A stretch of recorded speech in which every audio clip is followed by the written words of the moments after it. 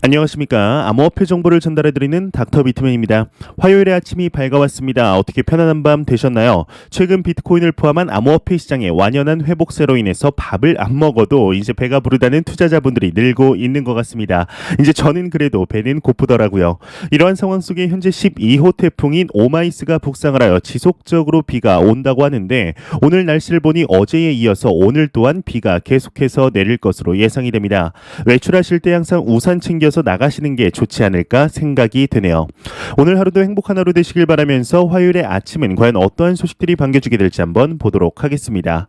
현재 이러한 상황 속에 암호화폐 시장에 대해서 여전히 금지 기조를 유지하는 국가가 있습니다. 바로 지난 5월이죠. 비트코인의 하락을 주도했던 바로 중국인데요. 현재 이러한 금지 기조 속에 이제 채굴 기업의 90%는 문을 닫고 거래소들의 문과 커뮤니티의 이제 폐쇄에도 부족했던 것일까요? 중국의 경우는 현재 전혀 암호화폐 시장에 대한 이러한 기조를 풀지 않으려는 모습들을 눈에 띄게 보이는 것 같습니다. 오늘 새로운 소식이 나왔는데 과연 어떠한 소식이 나왔을지 한번 같이 보도록 하겠습니다. 중국의 윈난성 잉장현에서 소식이 나왔습니다. 수력발전소 암호화폐 채굴업체의 공급 금지 이렇게 헤드라인이 장식이 되었습니다. 중국의 윈난성 잉장현 인민정부청의 경우는 중국 내 암호화폐 감시 캠페인의 일환으로 모든 수력발전소의 불법 전력 공급을 중단하도록 요구를 했다고 합니다. 자발적으로 하지 않는다면 강제적으로라도 진행할 예정이라고 하는데 발표한 통지문에 따르면 8월 24일 이전에 모든 지방자치단체가 비트코인 채굴업체에 대한 정기 공급을 중단하며 발전소 지역에 채굴 기기가 있으면 철거하라며 관할 수력 발전소에 통보하도록 했다고 하네요. 현재 중국의 이러한 모습들을 보게 되면 최근에는 좀 어떻게 보면 애처롭기까지 한 것 같습니다. 본인들의 국가만 본인들의 손으로 계속해서 고립하는 것이 아닐까 싶을 정도인데 현재 중국의 이러한 상황들이 오히려 이제 해외 기업들에게는 기회라는 인식이 높아졌으며 중국이 독차지하고 있던 해시레이트 독점률이 이제 해외로 분산이 되고 시장이 건강해지는 한편 해외 업체들은 높아진 채산성의 채굴기들을 무자비하게 이제 사들이기 시작을 했죠. 그뿐만 아니라 이제 단기간에 낮아진 해시레이트는 가파른 회복세를 보이며 오히려 그 전보다 더욱 높은 상승을 만들고 있는 중에 있습니다. 이러한 기조 속에 암호화폐 시장 전반적으로도 중국의 이러한 조치들은 비트코인의 앞길을 막지 못한다는 여론이 조성이 되어 있는 상태이죠. 현재 미국과 중국은 비트코인을 두고 정반대의 정책을 펴고 있는 상황입니다. 이 시장의 잠재적인 성장 가능성과 경제적 효과를 고려하더라도 조금이라도 안정적인 규제를 만드는 데 힘쓰고 있는 것이 사실인데요.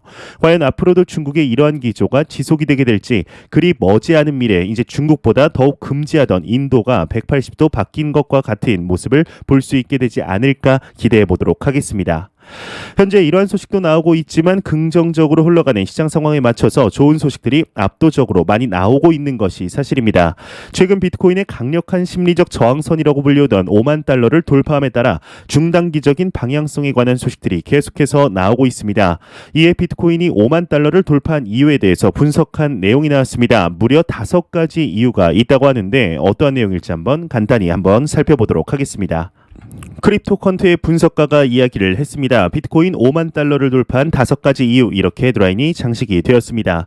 비트코인이 5월 15일 이후 처음으로 5만 달러 선을 돌파하였죠. 크립토컨트의 검증 분석가의 경우는 가격 상승을 촉발시켰을 5가지 이유를 제시했다고 하는데 이제 밑으로 내려가게 되면은 간단하게만 보고 한번 넘어가도록 하겠습니다. 일단 첫 번째로는 최근 중국의 여러 지역에서 암호화폐 채굴이 금지된 이후에 비트코인 해시레이트가 회복이 되었으며 두 번째로는 위크엔드 즉 이제 투자나 트레이딩 플랜을 고수할 확신이 부족하거나 그것을 수행할 자산이 부족한 자들이 손실 상황 속에서 이제 비트코인을 매도하였으며 아무도 비트코인을 사고 싶어하지 않다는 것을 보여주었다 적혀 있는데 이제 좀 쉽게 풀어서 이야기를 하면 비트코인이 바닥에 다다랐다 그냥 이 얘기를 이렇게 푸른 것 같습니다. 세 번째로는 7월 21일에서 26일에 발생한 비트코인 선물 시장의 숏 스퀴즈를 이야기하고 있습니다. 지난 7월 말 이제 이러한 소식이 나오게 됩니다. 비트코인이 폭등한 이유가 알고 보니 숏 스퀴즈 때문이었다라는 내용이 나오게 되죠. 이 숏 스퀴즈라는 것은 이제 흔히 선물 시장에서 매도 포지션을 하는 경우에 시장의 하락에 베팅을 하는 것을 말하게 되는데요. 이 매도 포지션에 베팅을 하였으나 갑자기 시장이 상승을 하면서 세력들이 손실을 줄이기 위해 비트코인을 매입을 해야겠죠. 이를 전문 용어로 쇼트 커버링이라고 합니다. 이 쇼트 커버링이 모이면 이제 쇼트 스퀴즈가 되는 것이죠. 이제 다시 내용으로 돌아가자면 다음 네 번째 이유로는 모든 암호화폐 거래소에서 숏 스퀴즈 이후에 대규모 대규모 비트코인 매수가 보였으며 마지막 5번째로는 암호화폐 채굴자들이 5월 17일부터 비트코인 시장에 대한 매도 압력을 완화시켰다 이야기를 하고 있습니다. 이제 내용을 종합해보면 이제 현재 암호화폐 시장에 대한 악재들이 많이 거두어졌으며 추가 상승 가능성이 있다라는 것이죠. 현재 이와 더불어서 전고점을 넘어 신고점 갱신 가능성에 대해서도 내용들이 쏟아지고 있습니다. 오늘은 블룸버그에서 소식이 나왔는데 비트코인의 전고점이었던 64,000달러를 넘어 새로운 신고점에 도달할 수 있다는 내용이 나왔습니다. 과연 어떤 내용일지 같이 한번 보도록 하겠습니다. 블룸버그에서 이야기가 나왔습니다. 5만 달러 회복, 비트코인 신고가 경신 가능하다 이렇게 헤드라인이 장식이 되었습니다. 이제 뉴스원에 따르면 비트코인이 그동안 저항선으로 작용했던 5만 달러를 돌파하자 신고가를 경신할 것이라는 전망이 쏟아지고 있다고 하는데요. 싱가포르의 암호화폐 거래소 루노의 아시아 태평양 담당인 BJ 아야의 경우는 블룸버그와의 인터뷰에서 여러 곳에서 지금 상승장 신호가 발견이 되고 있다. 비트코인이 사상 최고치였던 6만 5천 달러를 돌파해 그 이상도 상승할 수 있다 전망을 했다고 합니다. 이제 이뿐 아니라 암호화폐 펀드 제공 업체인 코인시어의 최고 전략 책임자 메를텀 드미러스의 경우는 비트코인이 다시 타오르고 있다. 연내 10만 달러가 불가능하지 않다 이야기를 하였으며 블룸버그 인텔리전스의 마이크 맥클론 또한 비트코인이 이더리움의 상승세만 따라간다면 연내 10만 달러를 돌파할 수 있을 것이라 전망을 했다고 합니다.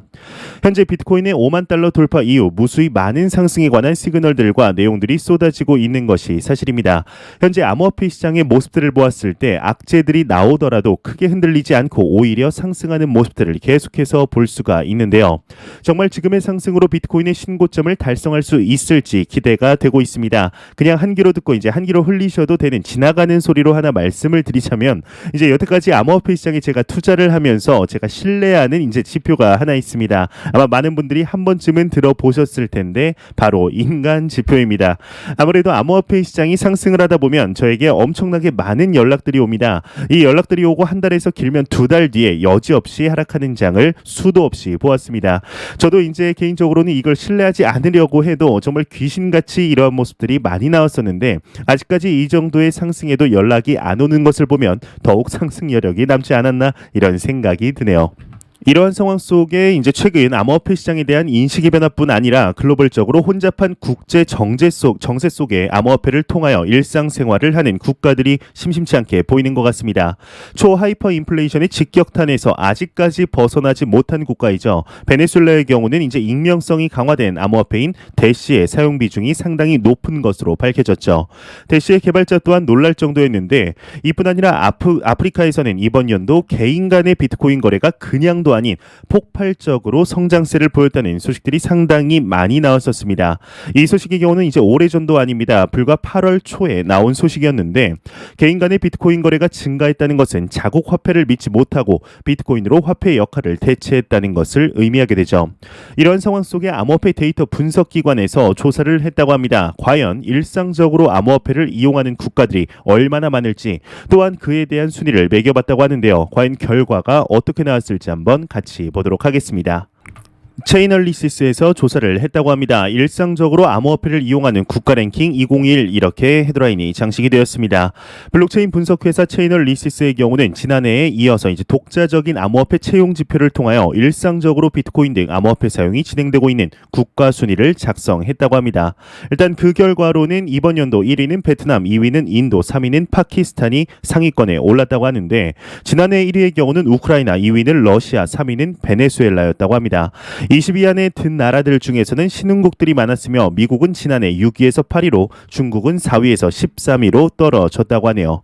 이제 단순 거래량만으로 이 순위를 매길 경우에는 고액의 암호화폐를 움직이는 기관 투자가가 많은 나라의 경우 당연히 상위권에 위치하기에 일반 사람들의 거래나 저축에 관한 이제 유스케이스에 초점을 맞추었다고 하는데 이제 맨 밑에 내려가게 되면은 암호화폐에 관심이 많은 베트남이라는 한번 부제를 보도록 하겠습니다. 이제 올해 1위를 차지한 베트남의 경우는 다른 조사에서 도 이제 국민의 암호화폐에 대한 관심이 상당히 높았다고 하는데요. 한 통계 기업이 이제 2020년 실시한 조사에 의하면 베트남의 경우는 암호화폐를 사용하거나 소유한 적이 있다라는 비율이 무려 21%로 세계에서 두 번째로 높았다고 합니다. 이때 당시 첫 번째는 베네수엘라였다고 이야기가 나왔네요. 현재 전반적으로 순위를 보았을 때 여러분들도 느끼셨겠지만 경제적으로 중앙정부의 신뢰가 무너진 국가들에서 압도적으로 높은 순위가 걸쳐져 있습니다. 이런 것들을 보았을 때 현재 현재 비트코인의 경우는 과거부터 현재까지 비트코인의 비관론자들이 이야기를 하는 비트코인이 내재 가치가 없다라는 말은 더 이상 나오지 않아야 되는 것이 아닐까 생각이 드는데요. 현재 비트코인을 포함한 암호화폐 시장의 경우는 일각에서는 금의 업그레이드 버전으로 사용이 되며 어느 한쪽에서는 가치 저장의 수단으로서, 한쪽에서는 화폐로서, 그리고 선진국들에서는 일반 시중은행들과는 비교할 수 없는 이점을 가진 새로운 금융 시스템으로서 성장을 하고 있는 것이 사실이죠. 이뿐 아니라 이제 기반 기술인 블록체인 기술의 경우는 상상할 수조차 없던 산업에까지 발을 뻗는 것을 두 눈으로서 확인할 수가 있었습니다. 이러한 엄청난 성장세를 이제 보여주고 있지만 그럼에도 아직까지도 제도적으로 안정화되지 않았으며 엄청난 펀더멘탈, 즉 성장 잠재력을 보여주고 있다는 것이 더욱 놀라운 것이 아닐까 하는 생각이 듭니다. 현재 이 시장에 투자를 할 수 있는 기회가 온 것이 머지않은 미래 정말 잘한 일 중에 하나가 되지 않을까 생각이 드는데요. 항상 시장을 길게 보고 투자하시길 진심으로 바라해 보겠습니다. 이러한 상황 속에 최근 글로벌적으로 비트코인을 포함한 암호화폐 시장에 대하여 수많은 인식의 변화가 지속이 되고 있습니다. 이러한 미국의 과거부터 이제 비트코인에 대하여 친화적인 인물이 있는데요. 바로 CFTC의 위원인 브라이언 퀸텐치 위원입니다. 현재 진행 중인 암호화폐 시장의 규제와 더불어서 이제는 더 이상 이 시장이 황야가 아니다라는 언급을 했다고 하는데 이게 과연 어떠한 내용일지 한번 같이 보도록 하겠습니다. 전 CFTC 위원이 이야기를 했다고 합니다. 암호화폐 더 이상 황야 아니다. 새로운 개척지이다. 이렇게 드라인이 장식이 되어 있습니다. 암호화폐 전문 미디어 유투데이에 따르면 비트코인의 우호적인 전 미국의 상품선물거래위원회인 CFTC의 위원 브라이언 퀸텐츠의 경우는 트위터를 통해 암호화폐와 디파이는 더 이상 황야가 아니다. 오히려 세계금융의 완전히 새로운 개척지라고 불리우는 것이 맞다라는 이야기를 했다고 합니다. 이외의 내용은 그리 중요하지 않아 이제 넘어가도록 하겠습니다. 현재 우리는 새로운 금융이 탄생하려는 과도기 지점에 서 있습니다. 이에 모두 동등하게 살아가는 시간 속에 우리의 자본을 어디에 투자하느냐에 따라서 10년 뒤에 우리의 자산은 현저하게 크게 이제 차이가 나 있을 것이라 생각이 드는데요. 현존하는 모든 자산 중에 여러분들과 제가 투자하는 이 시장이 가장 내재 가치가 높다고 생각을 하고 있습니다. 아직 스타트 라인에도 서지 않은 이 시장의 변동성에 집중하지 마시고 항상 가치에 집중하시길 진심으로 바라해 보겠습니다. 이런 상황 속에 암호화폐 시장에 관하여 이야기를 할 때면 요즘은 우리나라에 대한 소식들이 빠질 수가 없겠는데요. 얼마 전 우리나라 대한민국에서 이러한 소식이 나오게 됩니다. 우리나라의 CBDC 사업에 카카오가 참여를 한다는 소식이었죠. 이 소식이 나온 뒤 얼마 지나지 않아 새로운 기업이 합류를 하게 되는데요. 제가 쓰고 있는 이제 스마트폰의 제조사이죠. 바로 삼성전자 또한 이제 디지털 화폐 실험에 뛰어들었다는 것이죠. 이에 오늘 추가적인 소식이 나왔습니다. 한국은행에서 드디어 모의 실험에 착수를 한다는 것인데 과연 어떤 내용일지 같이 한번 보도록 하겠습니다. 한국은행 CBDC 모의 실험 시장 이렇게 헤드라인이 간결하면서 멋있게 이제 지어져 있습니다. 네, 파이낸셜 뉴스에 따르면 중앙은행 디지털 화폐인 CBDC의 모의 실험의 경우는 어제이죠. 23일 드디어 시작을 했다고 합니다. 이 모의 실험의 경우는 내년 6월에 이제 마무리할 예정이라고 하는데요. 모의 실험에는 그라운드 X 그리고 카카오뱅크, 카카오페이 등 카카오 자회사 3곳과 삼성전자, 삼성 SDS 자회사 등이 참여를 한다고 합니다. 이주열 한국은행 총재의 경우는 지난달 CBDC는 암호화폐 자산에 대한 대응보다는 화폐 이용 행태의 변화에 따른 현금 수급 구조에 대응하기 위해 현금이 줄어들 가능성에 대비하는 차원이라 밝혔다고 합니다.